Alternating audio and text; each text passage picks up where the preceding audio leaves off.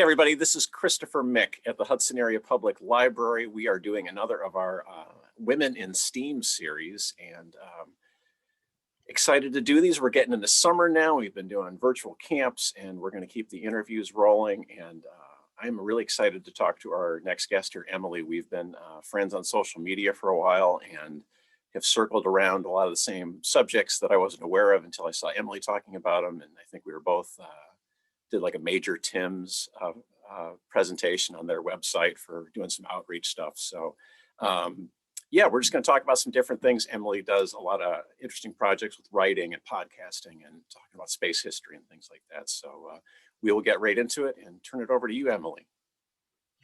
Well, my name's Emily Carney, of course, and I'm a spaceflight writer.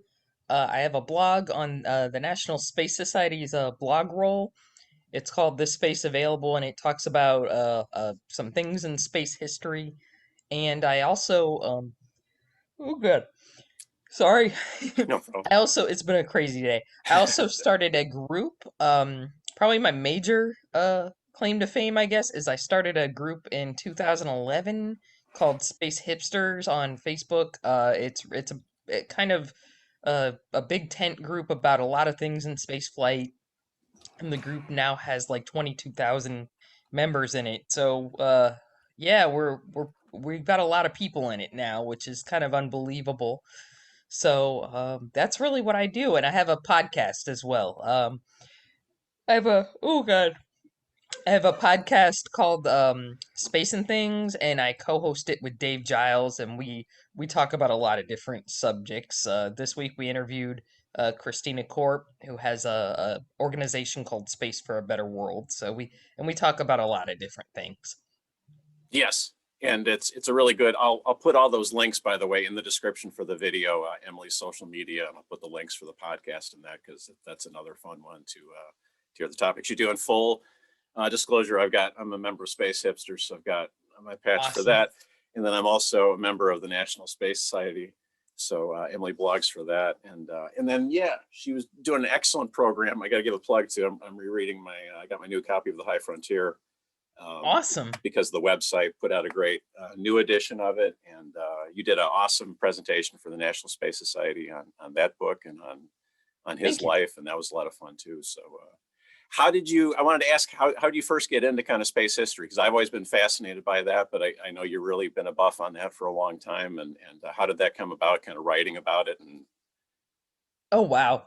Well, I first became I guess a space enthusiast in the 1980s when I was a kid because I grew up not really far from Kennedy Space Center, and it was during the golden era of the space shuttle. The space shuttle had just come out, and it was, I mean, back then they were launching all the time. It was brand new. It was really exciting. So I saw a lot of shuttle launches, and it just really I was obsessed from then on, pretty much. And so I started reading, space books because I'd go to the school library and stuff, and I'd get whatever space books I could find, and we got some really good ones. So I would just do that. So that's kind of where my interest started. It was back in the 80s, and I would just go to the library and just sit for hours, and just read, sit on the floor and just read whatever space books they had. And obviously the years went by. I grew up. I joined the military when I was 19, and so my time was really taken up by that. And when I got out of the military, I went back to college, and I taught for a little while. It was okay. It really wasn't my thing, but I really wanted to be a writer, like because I love writing. So I feel like when you become a writer, you kind of have to find a niche, like something, a specific area to write about, I guess. So I wrote for a pop culture like a website for a little while, and I really found myself wanting to write about spaceflight because I love the subject. I love to read, space history books and stuff mhm. like that. So I started my own blog in 2010 called This Space Available, and at the time it wasn't on the NSS's blog roll. It was Yeah, like on Blogger. okay. So I started it back then, and can't say the first ones were really good, but I kept on plugging at it, and I think over the years I sort of developed my own style, and I developed a bit of a following, which was kind of neat. I developed sort of fans who would read it and things like that. But yeah. So I hope that answers the question. That's really I really enjoyed writing about space history, especially programs that I feel haven't gotten their due, really. Hmm. Like or people who haven't really been profiled a lot or very little profiled. So Yeah. that's kind of what I've been focusing on for the last few years. Well, and I do like your point about the kind of maybe kind of rough start to the blogging and that, because like just my personal experience, I got asked about a year ago in there to do a blog for StarNet libraries like National Science Institute. And I'd never done that before. So to speak what you're talking about, that was really hard to kind of get into a flow or a rhythm, or just to have it be kind of concise or the way you wanted it, and not have it go on way too long than they were looking for, kind of fit it in the sweet spot of what they were looking for blog length. So I had like a year long contract, and it was really kind of banging my head against the wall to get through that first year. But then they asked me if I want to come back. They had like a 6 month contract. I think it's all kind of grant funded, and they're like, "Hey, would you like to come back and do?" I'm like, "Well, okay, it must have been not horrendous that if they asked me to Yeah. come back and do another one." But yeah, then in that 6 month contract, I was starting to finally feel like I kind of get the hang of what kind of photo to go with what article, and what kind of length, and how many quotes to put in, and things like that. So I Mhm. guess I'd recommend that to people that are maybe getting into it, that to keep at it, and to keep working on it. That it may not be an instant perfect thing, the Mhm. first time out. Oh yeah. Yeah, when I first started, I don't think I was very good. They were not very if you go back to 2010, they're very short, they're kind of stupid. It's stuff that people already know, and I think it took I think a few years really to kind of get into a groove and really like sort of develop a style.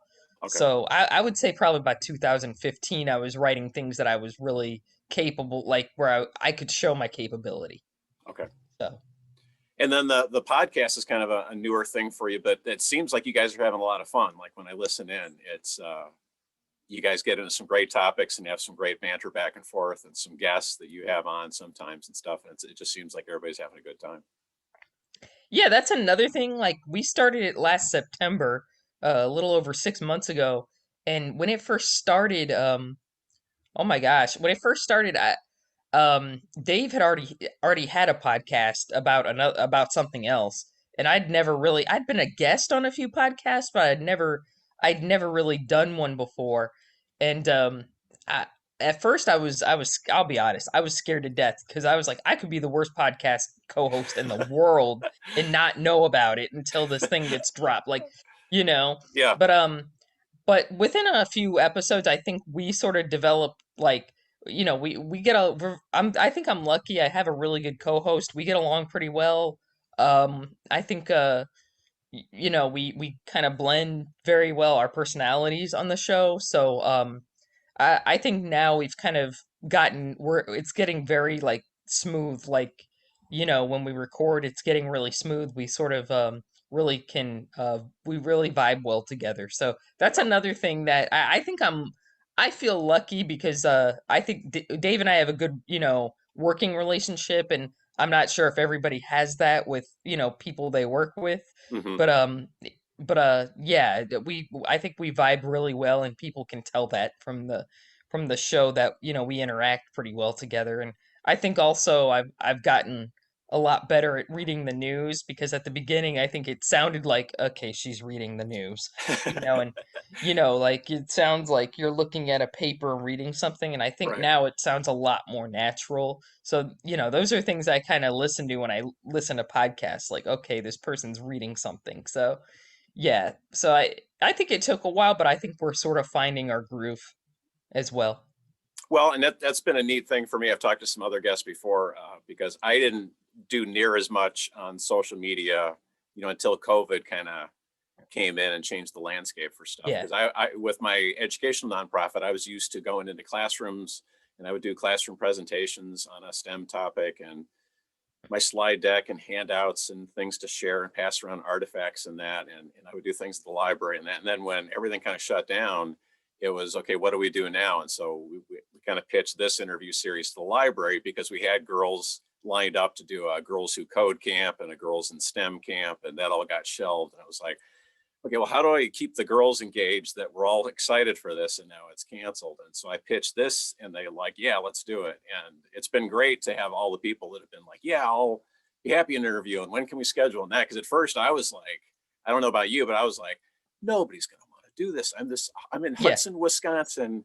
Nobody's heard of this library. I'm in this little border town and a very, we have a very small audience for stuff. And I'm like, nobody's going to want to do this. And then I'm talking to Poppy Northcutt, doing, and I'm like, I could, my wife's like, how did that go? And I'm like, it was like an out of body experience. Like, I never thought I'd talk to her in my life, let alone, prep for an interview, with her and for her to be so gracious with her time.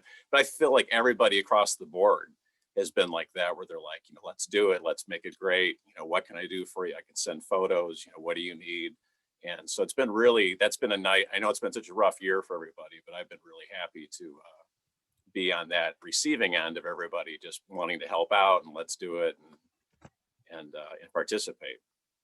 Yeah, I feel the same way because when this pandemic first, I guess, started, I was like, I was very selfishly, I'll admit, I was mourning, all the events that were getting canceled because summer is kind of a big time for events. Hmm. And I was just kind of like, man, no, we're not going to be able to do anything. This is going to be really crappy, Yeah. and I was really like not looking, I was like, what do I have to look forward to in the summer? Nothing. But in Space Hipsters, we did uh, something, I wouldn't say the same, but something similar. We did these bi-weekly Zoom chats where we Hmm. would invite like a guest and interview them and stuff. And that I did not come up with that idea. Andy, the person who came up with the idea is actually Andy Chaikin because he asked to do something like that, and I was like, Andy Chaikin asked, isn't it? And I was Yeah. like, okay. Yeah. So we did that, and it really took off. Like people watched it, and I was kind of surprised. I didn't know if it would really develop. I didn't think it would bomb, but I didn't think it would develop that big of a following. Hmm. And it was kind of the same thing, where it was like, I was really sort of in this. At first, I was really sort of negative, like, man, what are we gonna do over the summer? This stinks. We're all gonna be indoors, Yeah. not doing anything fun, But it actually was a pretty cool summer, and it really says a lot for this. I think the whole space community, honestly, is like that. Everybody is very helpful and really gracious with their time, Yeah. and that was really awesome, I thought, because I was not expecting that. And not that I was expecting people to be rude or something, but at the same Right. time I was like, it was just kind of the unknown, like, okay, what are we gonna do, but Yeah. it was really awesome. I think everybody sort of banded together and just was like, okay, we're gonna make the best out of this situation even if we can't go anywhere. Right. Right. No, and other groups, like I remember the Cosmosphere was doing those great. They did their kind of fundraiser telethon and selling T-shirts to kind of rate, while the museum was closed. And so I just thought a lot of groups were really finding, smart ways to kind of engage their audience. And they were doing little coffee tours of the museum to show off, a capsule or an artifact they had and kind of have an expert to talk about. I'm like, these are great. And so I was donating money or buying a T-shirt, and you're trying to, help everybody out to stay afloat because I knew it was a rough time. But that was a Yeah. nice kind of surprise. Well, and I found another surprise. I don't know if I'm breaking news on this because I haven't seen you talk about it publicly, but I signed up for my ticket to Oshkosh, and I see that you're moderating the panel I really wanted to go to because I was waiting for when they announced, the 40th anniversary. I heard they were going to do a space shuttle event. And then I Hmm. see Robert Crippen and Joe Engel, and your name is moderating the panel for it. So I kind of did a double take. I'm like, Emily's going to be at Oshkosh. Yes, I will be. I will be there. I'm Okay. so excited. I haven't really talked a lot about it just because I don't know if the panel guests have been finalized yet. Okay. So, but I'm really excited about this. I'm a little nervous just because, like, that's a yeah. Those are some those are some really heavy hitters. Yeah. They're Yeah. all really nice guys. Yeah. I do want to say I've met them. I think with the exception of two of the guys, I think I've met them. Okay. But I'm sure a lot of the people from that era are really awesome. I mean, Yeah. they're very helpful, and I've met all the astronauts on the panel or that are supposed to be on the panel before, and they're all really cool guys. They're Yeah. easy to talk to. So I think that panel will pretty much you know, be a kind of easy because I think a lot of those guys really want to talk about that time because if you talk about somebody like Fred Hayes, everybody asks him about Apollo 13, which is not, I mean, not bad, Yeah. but everybody, that's the movie, everybody Right. wants to talk about the famous thing. And I think Fred is really proud of what he did with the shuttle program, with the Yeah. approach and landing tests Yep. and all that, because that was really, I mean, he had a big hand in that in designing a lot of the systems. And Yeah. plus, I mean, he piloted Enterprise, he was the commander of Enterprise and Yep. stuff. So Well, and I he think was he's, he was going to fly. He was going to fly potentially your mission, which was going to be the Skylab boost, yeah. mission until because that's what he was, and that's I heard that he talked about. Since that got canceled, he didn't really feel like that was his mission that he was going to stay on with the shuttle program. But Yeah. originally, that's what he was there for, was to captain that flight and to boost Skylab, up to a higher orbit. Yeah, they were training for it too. Yeah. I mean, they were really seriously considering doing that. Like it Yeah. was something that they were training for and everything. So, yeah, so he really had, I don't know if a lot of people are aware, people who aren't, huge space nerds like us. Yeah. I don't think a lot of people are aware what a big hand he had in the shuttle program. Hmm. So I think it'll be exciting to talk about that. I look forward to talking about that with him, and with the other guys as well, because Joe Engle did the only semi-manual shuttle landing, which is Yeah. amazing.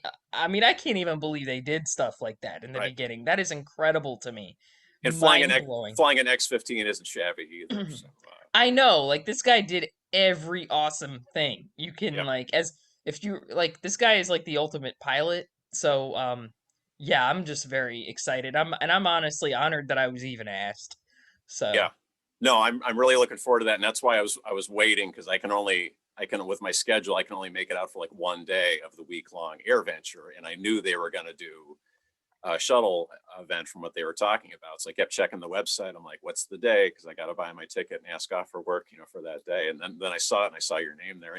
And Joe Engle and his wife, I got to meet a few years ago because they were there for the Apollo 11 50th anniversary events. And he and his wife were so nice. I got to say hi to him briefly as they yeah. were getting ready to walk on stage. And two of the guys that were standing next to me, they were trying to meet Michael Collins, and they were like, "Who was that?" And I'm like, "Oh, that's Joe Engle." And they still didn't know. Kind of like you're talking about, if you're not knowledgeable in certain areas, some stuff just kind of goes over your head. So I kind of had to explain that he's the last surviving X-15 pilot, and he was Yep. originally supposed to be on Apollo 17 and got bumped, and yeah, shuttle. And so then they're kind of like, oh, and they wish they said hi and talked to him for a bit because they didn't recognize him or know who he was. Yeah.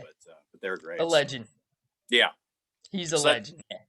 that's going to be an awesome night. I'm looking forward to that, and really glad that air shows are back, because I know that got canceled last year, and Yeah. Air Venture always does such a good job with their programs throughout the week. That looking forward to getting back out to that. Well, would you have any advice? Because I know I like talking to you because we're kind of stressing like the A in STEAM a little bit, for the arts, because of your writing and podcasting and history and that on.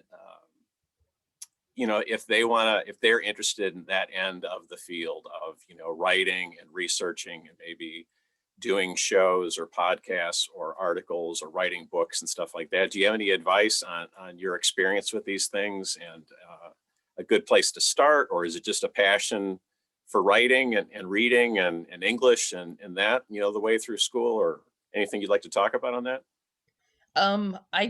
I do want to say that when I was in school, I tried to get a really I tried to get a lot of different diverse like education experiences. Like I I'm kind of a nerd, so I love math and science, but I also loved English as well and history. I really loved all those subjects, so I tried to get sort of a well-rounded education in all those areas. Because I think a lot of people think, if you go into STEM, you have to focus solely on math and science and stuff, Right. and that's not really. I don't think that's really true. Um, I think you can, you can also have an appreciation for the humanities and things like that. So I would recommend trying to get a well-rounded, education, trying to take a little bit of everything, Hmm. because that's what I did. Another thing is, I think a lot of people think if you go into STEAM, I think a lot of people think if you go into that, you have to be this great scientist or this great math genius or something like that. And not every, and I'll be honest, not everybody is has that aptitude, but that's fine. If you're good at writing, try to be the best writer that you can be. If you're good at art, try to be the greatest, the best artist you can be, or something like that. You don't have to be this great math genius or scientist to really, to write or, do art or something about, space flight or something like that. Because I think a lot of people get discouraged because they think, oh, I have to be this math genius to discuss these things, or I have to be this physics genius to discuss these things. Hmm. And it does help to have sort of a basic knowledge about engineering and physics, and but you don't have to be like this scientist level type genius. So I try to tell people that just so they don't get discouraged, and think, well, I'm not really good at this, so I don't think I can write about it, because Yeah. I've heard people saying that, like, if I, when they ask me, well, what do you write about? Oh, space flight. Oh, you must be really smart at physics. And I'm like, I did okay in physics Yeah. in school. I mean, I didn't do bad in it, but Yeah. I did okay, Yeah. but you don't have to know everything in order to write about space history, you Right. know. And Well, and I showed, I had a student, we were talking about photography, sharing like Mary Liz Bender's, stuff, and different photographers that work down at KSC, documenting all the launches, setting up remote cameras and stuff.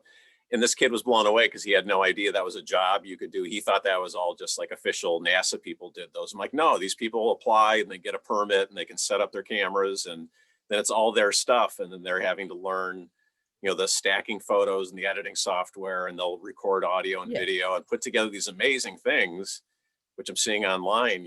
They'll post them on Facebook and Instagram and that, and they're getting time lapse photos and these great streak photos and stuff. But that's a whole art in and of itself. And there's people that I think would be in the same wheelhouse like you're talking about. They're not necessarily physics majors in that, but they're really passionate about photography, and they get these amazing rocket launch images. yeah. Like I look at somebody like Ben Cooper. I think he does a lot of the he does a lot of launch photography at the Cape Hmm. and stuff like that. And I look at a lot of his photos. He did a photo today of the GPS launch, and I mean, it looked like something from another planet. I mean, it's Yeah. just there's a lot of artistry there. It's not like they're just taking pictures of stuff, Yeah. Where, I'm not a photographer, so if I took pictures of it, it would have looked like a picture of a blob probably. But they're true artists. I mean, there's a lot that goes into it, and I feel like if you have a genuine interest in photography, it's worth sort of investigating those techniques and, how to get those shots. So yeah, you don't have to be this amazing scientist to contribute to the field, because like I said, I've talked to a lot of people who think, oh wow, you must be some kind of genius to write. No, not at all. Like I love the sciences.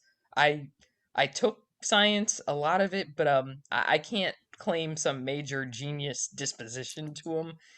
I just Yeah. write about space history. It's more of a passion.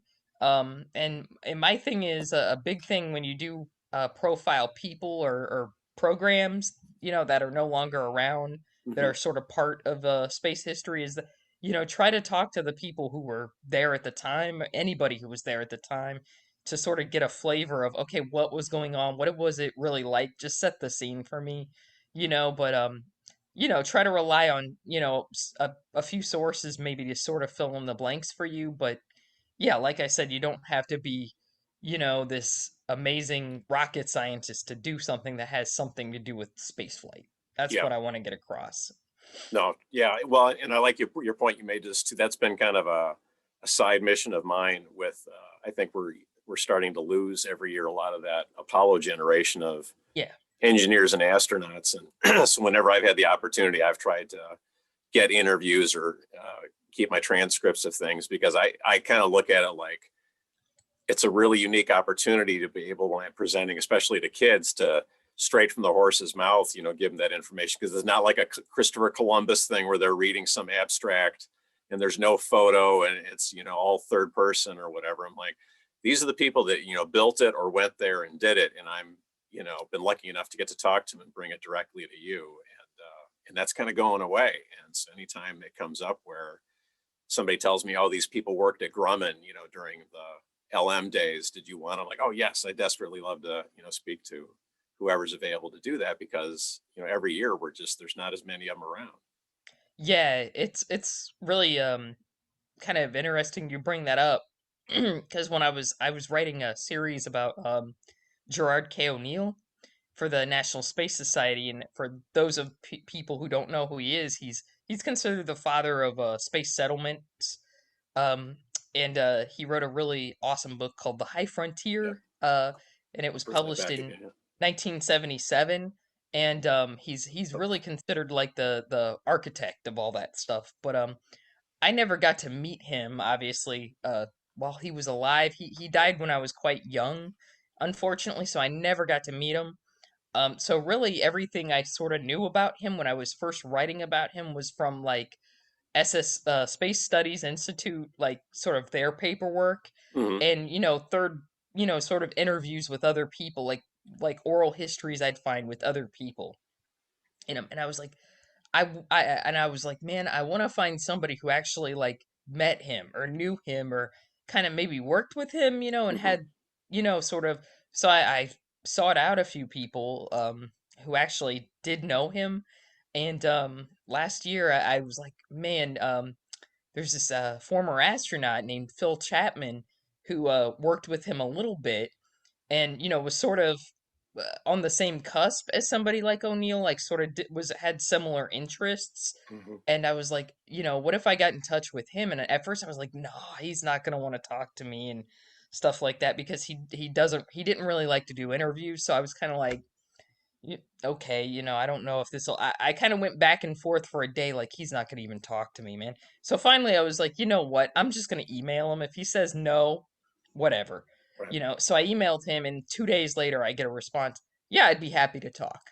So I interviewed him, and I did a few pieces about him, Phil Chapman, for the National Space Society, because his own life was so interesting. I mean, this guy did. He was one of the first he I mean, he was among the first pioneers really to go to Antarctica in the 1950s. That wasn't something people did back then, Right. so like I was just intrigued by not just the fact that he had been an astronaut, but he had gone to Antarctica, he'd worked with O'Neill, he'd done a lot of interesting things in his career that I thought really merited a biography. So when we got done talking, he was like, I have to thank you for reminding me of all these things. This was a lot of fun. And a few months later, he passed away. Ah, And and so really, it was just sort of like, uh, I think I did one of the last interviews with him, and it just really kind of brought home that this generation is disappearing. yeah. And and if you can get a hold of somebody from that time who maybe worked on certain programs, try to talk to them and sort of set the scene for what it really was like, because I was born in 1978, so I can't say I know what it was like, Right. but if you can find someone who can fill it in for you, that's awesome. Yeah.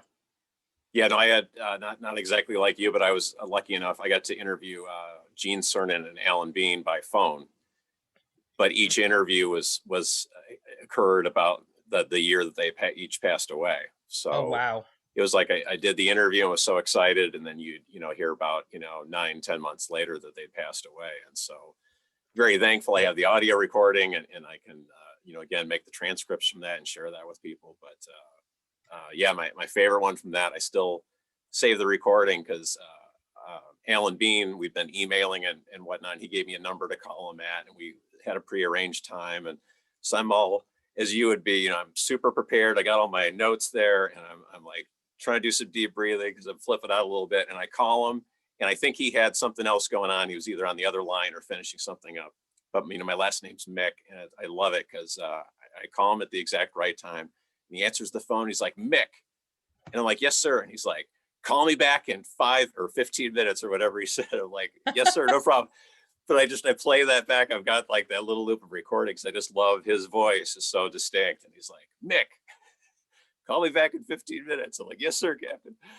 And but yeah, he was so gracious with, talking about his art and his time at NASA and that. And you just feel really privileged to have been able to have that experience. And so those are Yeah. just like treasured moments to me that I was able to do this. Like you're saying, anytime I hear about or through another intermediary that there's somebody that worked here that worked on that, and would you be interested? And it's always a yes, and I'll clear everything and make time, because I think that's just so important to just even get like some of the engineers just hearing their day-to-day schedule being so intense. I was talking to an engineer at Marshall Space Flight Center that was working on the J2 engines, and he was just saying, talking about the days and sleeping on the couch at the office, and you were just working these insane, 18-hour, Yeah. and then he came home, and he came home, I think early in the morning, and it happened to be Mother's Day. And so his wife's Oh like, no. we're going to brunch. Like it wasn't an option. Like she knew he just came home and was probably like The Walking Dead tired. And he got home at 8 in the morning, and she's like, we're going to like 10 o'clock brunch. Not like it's an option or you could go. So he had to like shower and change and shave, and then they went out. But he was saying that was like a typical week for him, where it was just, you didn't see the kids, you missed all the games, you were Yeah. missing holidays and things like that. And that was just a regular, schedule in his life. And I think it's hard for people to understand that that was the kind of level of intensity, just week in, week out. It wasn't just for a one-time thing. It was over years.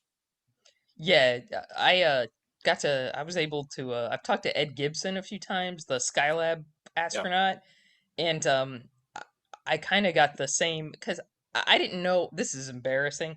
Like I kind of wanted an astronaut scientist's viewpoint because I was under the impression for years that, they sort of worked in a bubble compared to the other astronauts. Like the other astronauts were doing Apollo, but they were being like scientists or something. Yeah. And I was completely wrong.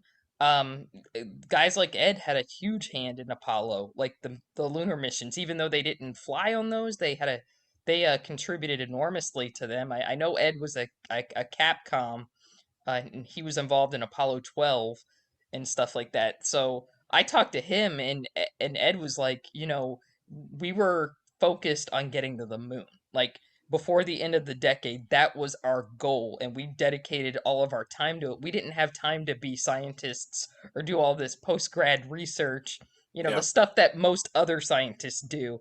We were supposed to be astronauts, and I was like, wow, because I'm embarrassed to admit this, I never thought of it that way before. So he kind of gave me a perspective of what it was really like at the time, where honestly I didn't know that. I had sort of I made this very incorrect assumption that they were still being scientists and Yeah. but yet working for NASA, but they really couldn't. They had to work on, Apollo and just like everybody else, and bringing humans to the moon because that was the main goal at the Yeah. time. So yeah, it's neat to talk to people and get the real story Yeah. because my mind wants to, I'll admit my mind sometimes wants to make it something that it wasn't. And he sort of set it straight for me that no, we were focused on getting people to the moon. Yeah.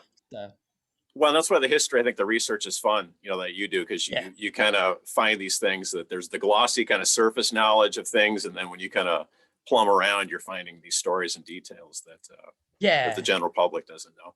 Well, it's exciting. yeah, and I love talking about space hipsters to people. I think that's a very welcoming community. So if people are out there that maybe they want to dip their toe a little bit more into that, they're a little bit of a history buff or space history and wanting to know more, it's a very welcoming group. And I had a friend that was in Space Hipsters in the Twin Cities kind of refer me to it. Michael Ward was working a solar system ambassador event with me at the Science Yeah, Museum, and he's like, if you heard of Space Hipsters, I'm like, no, what's that? He's like, you gotta check that, you would be the right kind of person for Space Hipsters. So based on his yeah. referral, I checked it out, and it's been an awesome group and a great resource. And for the Thank you. interviews and the outings, they've planned. I hope to go to a future one when that gets set up because I've seen the history of Yeah, the outings you guys have done me as too. groups. And I hope to go to the next one whenever that is.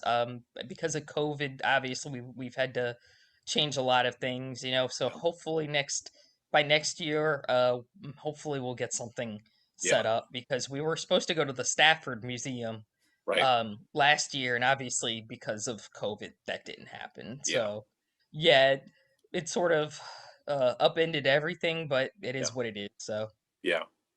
So as I said before, in the description, I'll put all the links for Emily's social media and the podcast and how to get to her blog and information on Space Hipsters. So we welcome you all if any of you would like to discuss or follow along with things further. So I just want to thank Emily so much for being here thank you. today. And maybe I'll see you at Oshkosh for the Yes. 40th anniversary event. And as always, please like and subscribe for our YouTube channel so you'll be notified about these videos coming up. And enjoy the rest of your summer, Emily. Thanks so much. Thank you. Have a great night. Thank you.